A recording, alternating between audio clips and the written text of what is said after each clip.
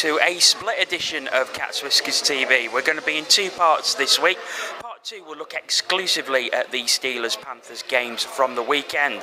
But in this, part 1, we will firstly be looking at all the games that have taken place from the past weekend, excluding, of course, the Steelers-Panthers games. We'll be looking back at David Clarke's testimonial, and we've got some interviews with Giants coach Paul Adey, Braehead Clan assistant coach Kevin Bergin, Steelers backup netminder Geoff Woolhouse, and former Panthers legend David-Alexandre Beauregard. We'll also be discussing Robert Farmer and his sad cut from the Alaska Aces, and we'll be finishing off looking ahead to this weekend's games and, of course, Panthers in Italy in the Continental Cup. Hi, I'm Rob Lakovich and you're watching Whiskers TV. Paul joins me to review last week's games. Going to start at the Braehead Arena first on Wednesday night. Clan taking on the Blaze, a 3-2 overtime victory for the Clan, and the wins just kept on coming for the Clan. Yeah, I think it was closer than maybe we thought. You know, overtime win, but 2 points is 2 points, isn't it? And you'll keep taking it. I mean, that was what, their 7th straight game, 7th straight win, you know, and that's the sort of run that we can only dream of at the moment, you know, and that's what you got to do. You got to keep winning them, and while ever they can do that, they look dangerous. They're a threat, aren't they? Or they are becoming a threat. They've got a good chance of being in the league title shake-up. I think you're right. I mean, with the conference system we've got, you know, and you always think that you can always get the dark horse coming up on the outside. You know, everybody's looking at, you know, the likes of Belfast, maybe, or Sheffield, and somebody, you know, can just slip under the radar maybe, and, you know, and push for it, yeah. Of course, Saturday night, a bit of a blip for the Clan. We're at home again, but this time a 3-2 defeat against the Hull Stingrays, and Stingrays are starting to show a bit of form there. Yeah, I mean, Saturday night was a night of shocks all round. If this was Sky, we'd be calling it Shock Saturday, but it's not, and we're not.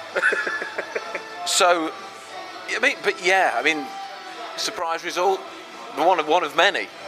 But you know, it just, you know, we've talked before about how close this league is, and that proves it. You know, anybody can beat anybody on a given night.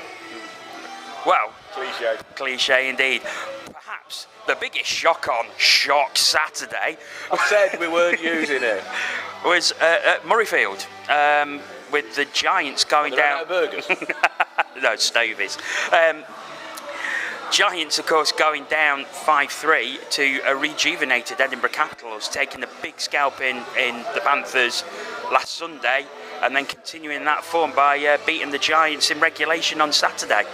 Can I just say, though, if you watched last week's show, I did sort of predict it.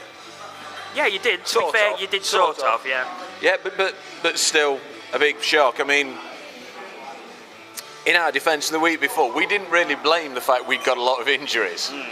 But, you know, I was amazed when it came through, to be honest. Really was.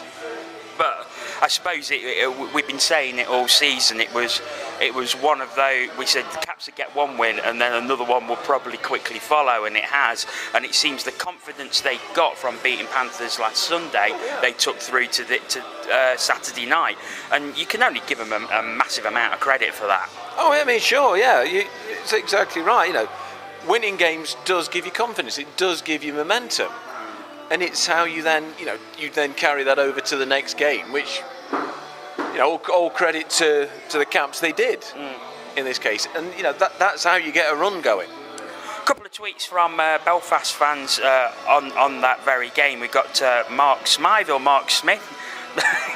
And we've got Paddy Smith, which I know that's the right spelling as well. But Mark's tweet firstly, but the Caps did well against us last year. Sure, they had a slow start this year, but I'm not surprised. Paddy also says, full credit to the Caps. 2 big scalps in as many games. We move on to game 5 and 6 of a long road trip. And of course, I think that's something you're forgetting about the Giants at the minute. The Odyssey is being used for other events, so they're about a month on the road, and it's similar to what Braehead experienced earlier in the season.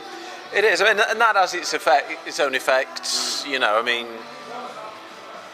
we're fairly lucky. You know, it's a fairly small country. You know, but you know, having to travel each time, it's not ideal. But the end of the day, you travel away the same number of times that you stay at home. So it all evens itself out over the course of a season.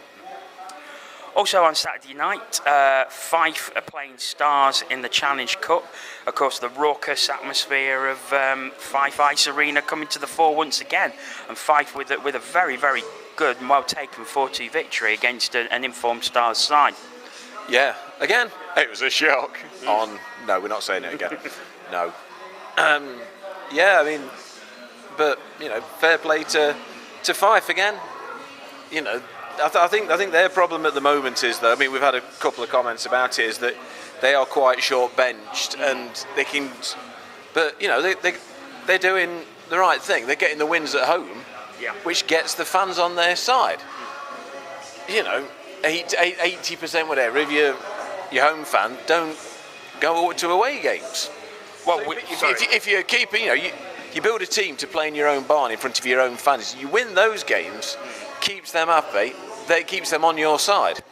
Well, on that short bench, we got a tweet from our old mate Random Pesh. I hope I said it right again. And he makes that very point. Short bench, 2 games too much for us this weekend at the moment, and still needs a couple of changes, I think. So, still looking for changes. And I think Danny Stewart said something in the press that the performance, which we will come on to from Sunday, wasn't acceptable. So there may be changes in the Fife camp. And finally, for Saturday, Blaze took on Cardiff Devils at the Sky Dome. Our old mate Sean Phillips, he was at the game, and here's his report. Okay, so the Devils against the Blaze away on Saturday night.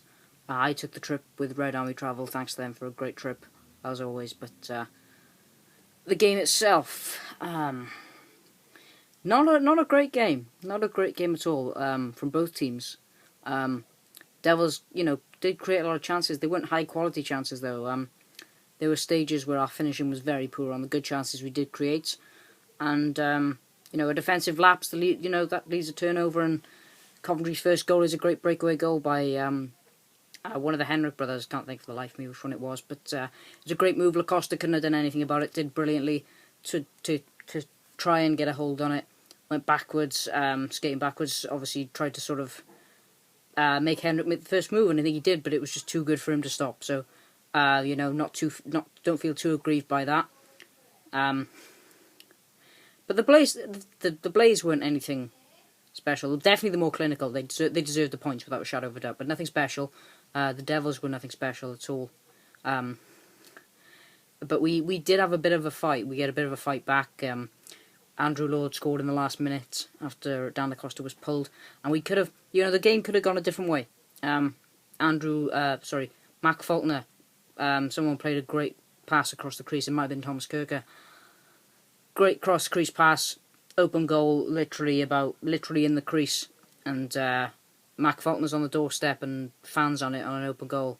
If you want anybody stood in that position, it's Mac Faulkner, but he couldn't capitalise, and so the puck went the other way, and the Blaze scored on the empty net. So, the Blaze definitely more clinical and deserved to win. Shay Guthrie's return definitely gave them, the crowd were very good. All credit to the Blaze fans. It was a totally different atmosphere to when we were there a few weeks ago, and we got off to a great start. But as I say, well done to Coventry, well deserved, and I'll give you another segment next week from the Hull game, which I'm going to. So hopefully Stewart and I can do one together. So back to you guys. So moving on to Sunday night's games, and Devils returned home to the Big Blue Tent with a game against Braehead. Braehead coming away with a 2-1 victory. Devils actually only scoring their goal at 59-59. Something very important that I want to take from that game is that there was a very large percentage of the crowd chanting for Gerard Adams to come back. And, it's obviously a very, very unhappy fan base in Cardiff at the minute. And, that sort of thing cannot be ignored. Although it's likely to be. Well, it can be then, can't it? It's awkward at the best, isn't it? It's not ideal. I mean, but at the end of the day, the fans are the people who pay the money. And if they want to go into somewhere and do that, you can't stop them. Nor should you try and stop them. And given some of the way that Cardiff have dealt with PR events like this in the past, it'll be interesting to see what comes out there, because they've made some right howlers before. Well, of course, it was announced earlier this week that Brent Pope's going to be missing for a month covering the Winter Olympics. I mean, it's an absolute joke. It is. He only needs to go for a fortnight. But in fairness to Cardiff, they did listen to me. They got rid of Conboy. I said they should have got rid of him, but it's just a situation that gets worse and worse there, and you feel sorry for the Devils fans. They turn up, they pay the money week in, week out, and they're just being messed about. Absolutely. It's not a great advert for this league at all, is it? Of course, though, it shouldn't take away from the fact that it was another great win for the Clan. So after a disappointing night at home on Saturday, come back with an away victory, which continues the momentum for them. And we've got a tweet from Andy Stevenson, Clan fan, who says, disappointing loss on Saturday, but the win in Cardiff sets us up nicely for a 4-point weekend against Fife, who they have a double-header against next week. But, we've said stuff like that before, and it's come back to bite us on the backside quite badly, so be a bit careful there, Andy. Hull went back home after a good win against the Clan and suffered a 5-2 loss to the Blaze. Blaze obviously getting a real fillip this week with the announcement that thankfully Mike Egner's recovered from serious injury and will be returning, which is fantastic news, not just for the Blaze, for the league, it's for the league in general. For entertainment, he's nothing but good box office, is he? And of course, Shea Guthrie cut by his team in Sweden, and Blaze was straight in to pick him up, which is a fabulous pickup for them. They have just got better. Yeah. Basically, it's two good signings, two signings that will really lift their fan base. If they needed lifting after that weekend, they are suddenly a lot better. And of course, it says it all with them coming back with the only team to get a 4-point weekend this weekend as well. So they I think over the next few weeks they're going to be a team to watch very, very closely. Stars, they went back home, 4-2 win against the Capitals. So Capitals' momentum coming to a halt after a couple of wins, but Stars, they keep up picking them wins. Except on Saturday when they lost. Yeah, but they still keep, at home especially, they're very good. Yeah, I haven't worked out what we can call the Sunday. If the Saturday was shock Saturday. Return to normal Sunday. Does that work? Semblance Sunday. Return to normal Sunday, anyway. Yeah, it's a game that you looked at before the week and we thought, that's going to be a Stars win. But, if Edinburgh can keep chipping away, getting that couple of games here and there, it will keep them going. And, it's November. And already that last playoff place is looking tight. It is very tight. And, of course, the other thing is if Devils keep losing and Caps keep winning, then it's going to be Cardiff Devils. It's one game, at the isn't bottom it? of the league. Yeah. It's one game, at the moment. So, in this league, as Shock Saturday showed, I'm glad I'm not drinking. I'd have struggled saying that. Anything can happen. Yeah, it's like Stingray, isn't it? Go on, move on. So we're going to round off the games with Fife at home to the Giants in the Challenge Cup. Giants coming away with a very, very well-deserved 5-1 victory. However, one thing I can't understand about that game is that the Giants were 5-0 up, and then Stephen Murphy was lifted in favour of their backup netminder Andrew Dixon, which I thought was quite a strange thing to do. I don't like seeing that. If a guy's on a shutout, leave him in. If Murphy then let a goal in, then give Dixon a chance. But while you're on a shutout, I know they're not what they were when we started watching, when they were rare as hen's teeth. But no, he just don't feel right to me. Like I say, I feel the same way. But all in all, a good return to form for the Giants after a disappointing result on Saturday night. Right, that's about it for the weekend review. On Tuesday night, it was David Clarke's testimonial for 10 years with the Nottingham Panthers, and what a fantastic night it was. Oh, it was. I mean, we talked before about it bringing the fun, into the game, and it was a fun night. Great to see his and Corey Nielsen's kids on the ice. Some quality for the future there. Definitely. I mean, and to see all the old faces as well. I mean, none of us are as thin or as hairy as we used to be, especially not you. But I mean, it was, a lot of them have lost a fair amount of speed, it's fair to say. I mean, I think Barry Nyker might be back out of the country now, and I think he suffered more than most, but he was probably the one who'd come back after the longest gap. But it was just a great night for a great player, and richly deserved.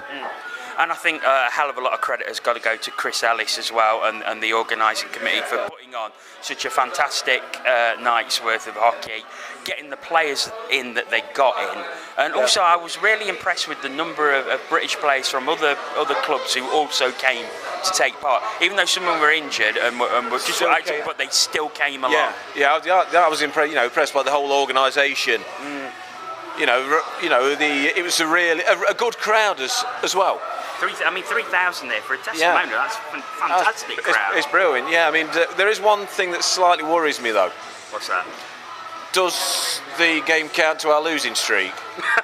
What was it, 1912? Yes. Something like that. Yeah. I mean, at the end of the day, the games, the score's really not that important when you've got. Typical Ix though. The number of stick. There were people throwing sticks, and he missed every one of them. What's that about? Of course. After the game, there was an auction, and we took the opportunity to catch up with some of the people involved in the match. Paul, great night. Yeah, it was a great night, a special night for a special guy. He's put a lot of time in here in Nottingham. He's scored a lot of great goals for the team, and also off the ice, he's done a lot for the team, and he's always given a great example. He's been a great professional here in Nottingham. On a personal level, for you coming back, you've had a fabulous reception now both times that you've come back here. It must be pretty special for you. Well, it's always been special. Even when I came back, sometimes to watch games on the finals weekend, and some of the fans would see me around the hallway or something, they'd give me a cheer and things. So, yeah, I've always been treated really well here in Nottingham when I've come back, and that's never changed. Just moving on to the Giants for a second. Great start to the season. You must be absolutely delighted with where you are in the league at the moment. Well, it's good to get. It's important to get off to a good start, and we've done that. And a credit to the players, because they're a good group of guys, and they work hard, and we have a great team spirit in our room, and I think that's what's carrying us. And but overall, yes, I'm very happy with our start. Still early days yet, but do you think you could be favourites to lift that Elite League title? It's still too early to assess that, but we're just going to keep trying to play well. And I thought last weekend we played some of our best periods of the season, so that shows that we've improved again. And I think if we keep improving like we have been, then anything's possible. But there's a lot of good teams. Nottingham are very strong, and Sheffield's a good team. And if you look right down the list of this year, I mean, Braehead, Dundee are very good. I mean, there's a lot of good teams, and so every night it's a tough game, and I think it's going to be the case throughout the whole season. Nothing's going to be easy this year. Kevin, good to be back. It's great to be back in Nottingham. It's always fun to get to see your old teammates and be there for Clarke. He was a very good friend of mine, and I'm very happy for him tonight. It was a great night, and a lot of good support from the Panthers fan again. Moving quickly to Braehead, you've having a really good run now after probably an indifferent start to the season, but I think you're starting to look like challengers now. Well, when you get 11 new imports almost to the league, it's always going to be a tough start to the season. We had the win, the Aladdin Cup win. I think the guys came out from that. Took it easy, and we lost the first two games, Dundee and Hull. So it was a really tough start to the season. But we're so proud of the way the guys responded after that. We had some very bad injury crisis, and we're on a 6-game winning streak right now. And going into Sheffield with 12 skaters, coming out with the win was was huge. I just can't describe how proud I was from the guys. Seeing it from behind the bench is a total different perspective, but you're so proud of the guys and all the heart they put into to get the 2 points there, and it put us in a good spot right now. And hopefully we'll get guys back soon and see where we go from there. Some people seem to think that you can be genuine title challengers. Does that put a little bit of extra pressure on you? Well, it's Ryan and I first year there in Braehead. We're trying to rebuild from scratch. They have a few tough seasons there, and we're just trying to compete every night. That's our goal. We want to put a good product out there for the fans to be able to come and cheer their team every night and be in every single game, compete with every team in the league. That's our goal. That's what we expect from our team this year, and we'll see where it goes from here. Geoff, good to be back. Fantastic to be back. Come back for David Clarke. He's a wonderful person, exceptional hockey player, and it's always nice to come back to Nottingham. Good night, wasn't it? Really, really quality night. Some great play and some really good atmosphere. It was great. Hopefully it was great for the fans. It was great for David tonight. And it was great from a personal point of view that we got to meet up with some guys I haven't seen for nearly a decade. It was fantastic. Had a great time. Quick question about the injury. How's it coming along?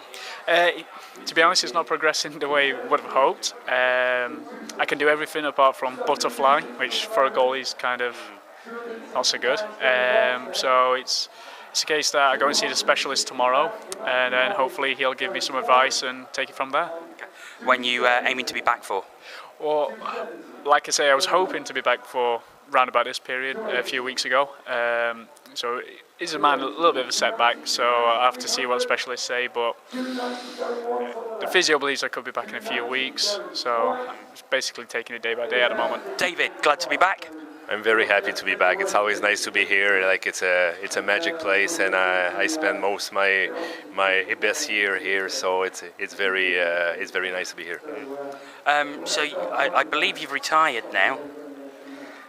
Yeah, it's been weird. That was the first time I wore skates, but I was wearing hockey equipment since my last day here. All right.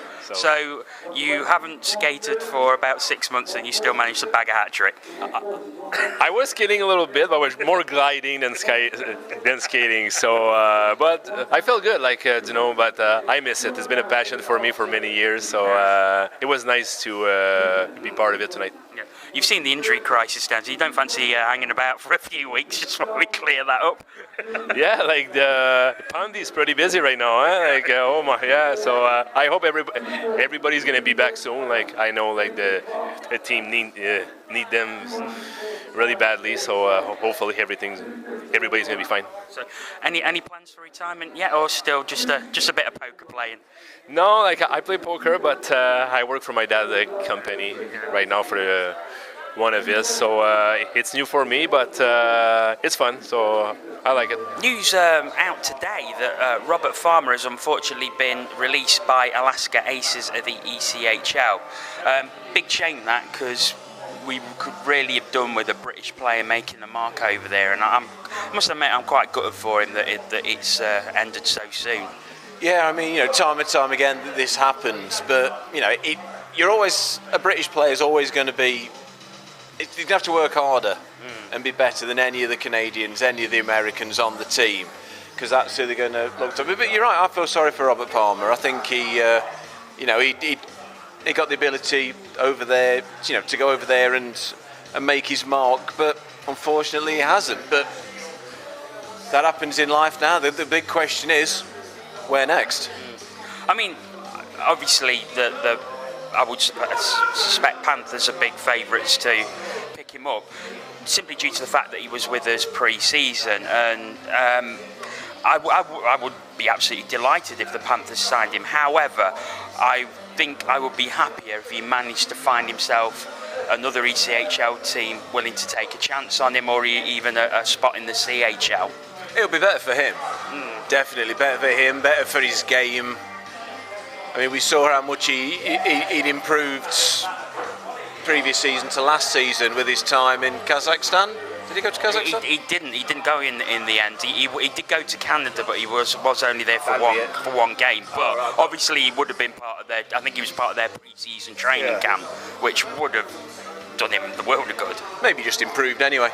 But I mean, yeah. I mean, for him, you know, it's obviously what he wants to do. That's why he went there in the first place. But you'd hope that Corey had a word with him before he went. You know, yeah, he come and train for us, but we get the first, option. You never know, do you? You never know. You know, there are other people out there who'll be after his signing because you know he's a quality Brit. You know, he doesn't need to fight if he plays for us. We've got enough people more than willing to do that. So, you know, that was probably not one of the better aspects of his game, although he tried. He was a trier. But, you know, he knows where the net is, and he's that, you know, he's that gritty British forward that I think at the moment, fair play to the ones we've got, that we're just, you know, we're missing that with Myers obviously going to Cardiff. I mean, obviously other teams I would think will be in for him over here, but I think you've got to give Robert Farmer an awful lot of credit for at least giving it a go, trying to get out there, trying to make a name for himself. Yeah. And I was actually looking at some of his stats and was really quite disappointed to see that they'd only given him 4 games this season. And I think he didn't pick up any points and got 7 penalty minutes in that. And you know, it's like I've got to aim a bit of criticism at Alaska here. Is if you're going to take imports are limited in the ECHL just like they are over here, and if you're going to take a chance on an import player, surely you've got to play him. Yeah, I mean 4 games is nothing. I mean how much ice time has he had? Not in a lot. that. I mean obviously they'll see him in training, but training is different to the game. You know, and we talked last season, ironically, about whether it was too soon to be making changes. 4 games, you know, he's nothing. He won't have played more than 40, 50 minutes probably. How can you make a decision on less than an hour? Well, as I say, it's a shame, and no doubt this will be a talking point coming up over the next week as to where he may end up. Of course, this weekend sees the second round of the Continental Cup in Asiago. Panthers, obviously from winning the last group, will take part. They will be taking on Toros Neftekamsk from Russia. Neftekamsk.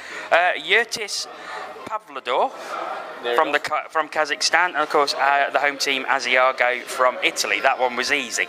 I've got to say, I think we'll do very, very well to win this group and qualify for the super final. Yeah. However, there's a chance. I think we're actually, I believe, third favourites for the group. The Russians and Kazakhstanis being 1 and 2, which is to be understood. But we're actually rated above Asiago, so I would expect us to come away with a win or 2. I think that's about right, placing as third favourites. I think you're right. I think we'll beat Asiago. I think we'll struggle against the other 2. Yes, it looks like we're going to take a fairly long bench with us, but injuries, 3 games in 3 days, travelling, and just the higher level of quality in those leagues, I think will cause us to struggle. I mean, we're starting off against the Russians on Friday. I suppose to set the tone, we need a good performance in that game to set the tone for the rest of the weekend. Obviously, we're playing Pavlodar on Saturday, the Kazakhstanis. Now, the Kazakhstani league is said to be of a similar standard to the Elite League, so there's a chance we could come away with a decent result there. It depends how we play. You know, that's pretty much taken as read for any game, but if we come out and play like we did against Riga, then we've got a chance. You know, if we can come out, take them by surprise, give them what they're not expecting, come out hitting, you know, see if we can throw them off the game. Who knows? You know, we've got a chance. Of course, and we have got some news about a webcast. I believe you received an email today. Yeah, but I sent one to ask about it. I actually saw it on Facebook, I think, something like that. But yeah, it's if you go to www.idealweb.tv and then I think go to the live link. It's on the bottom of the screen there now. It's actually free. and the games will also be on demand after. So great news for those of us that can't make the trip. So there will be a free live web stream of the games. All 6 games of the tournament. I think so, yeah. But when did we start doing adverts? Well, we're just letting our fans know when they can watch the games. I'm sure there'll be plenty out there. Let's look ahead now to the Elite League games that are taking place over the weekend. So Saturday, we've got Hull against Cardiff, Clan against Fife, Blaze against the Giants, which is a double header, and Steelers at home to the Stars at Sheffield. So Hull against the Devils. What do you reckon? I don't know. Is it going to be Shock Saturday, the sequel? Well, you'd have to say that a Devils win there would be a shock. Would be a shock. I mean, yeah, I'd go for Hull there. I mean, I think across all those games, I think Hull Devils, Hull win. I think Clan will beat Fife. Blaze Giants. I mean, Blaze Giants and Steelers Stars really could, I think, go either way. Yeah, I think Blaze Giants, with that being 2 games, with it being the Saturday and the Sunday, I think there's potential for a few fireworks in that game. They've got 1 or 2 people who, you light the blue touch paper and retire quickly, but yeah, you got the antics of Lloyd, the muscle of Keith coming up against the antics of Harvey and an Egner, perhaps, but no, Olsen's not back yet, is he? No, not yet. No. So, I mean, Egner's be coming back, but will he be as keen to fight? I mean, don't get me wrong, it's brilliant to see him back, but is he going to be? I don't think he needs to fight. I think just the boost that he gives the team from him just being there and being back, and the boost he gives to the fans. He'll give them that lift. You see it time and time again. I mean, we saw it with Lepine. How much him being here lifted the team and made the opposition. It does as much lifting your own team as making the opposition think, hang on, he's here, I better be a bit more careful. Absolutely. Of course, Steelers Stars, potential, well, what would be the shock there? I would say his Steelers victory could be the potential shock against Dundee, still riding high in the league. So I suppose you've got to expect Sheffield to win at home, but Dundee are no mugs. But it's an Sheffield, a ring that's a lot more like Dundee's than the arena is. True. So it could be that used it. Who knows? I think those last 2 games really could go either way. And of course, we've got on Sunday. We've already talked Blaze Giants. Caps against Hull. I think Edinburgh will fancy their chances of 2 points there. I think so. It's their only game of the weekend, so they're fresh. They've not had to travel somewhere and come back. But I think as well, Hull will fancy their chances. Especially if they get a result against the Devils. We talk about momentum all the time, but it is important, and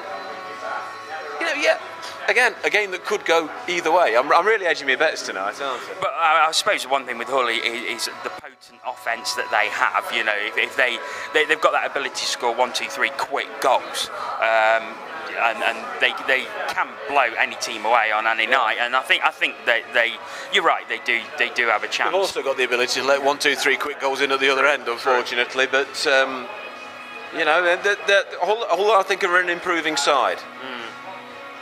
So the Caps. So just too close to call, I think.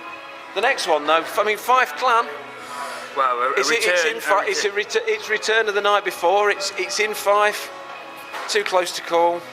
Could be tasty. Could be a tasty one. That. It could. I mean, you're always going to get that when you get the 2 teams playing each other night after night. Niggles get carried over. The stuff that you might, if you don't play them for another 3 weeks, you might forget about. If it's the day before, it's still fresh in the mind. Who knows? And then Devils Steelers. I mean, we've been told on good authority that the Steelers don't play on Sundays anymore. But I've got to be honest. I can't see anything but a Steelers victory there. So please prove me wrong, Cardiff Devils. But I think Steelers are too strong for the Devils, and with Devils turmoil at the moment. you've got to say Steelers are favourites. You have, yeah, but sometimes out of turmoil, you know, we talked about it before. Teams play. Who are the team playing for? True. Yeah. Well, that is all for part 1. You lucky people, because you get another part of Cats Whiskers TV this week. So look out for part 2, but that will be exclusively looking at the Steelers-Panthers games that have taken place over the past weekend. And as we have been recording this, the bans have been announced for the Panthers that took place from last night's game. So we will be discussing that in the second part of the show. So until then, goodbye.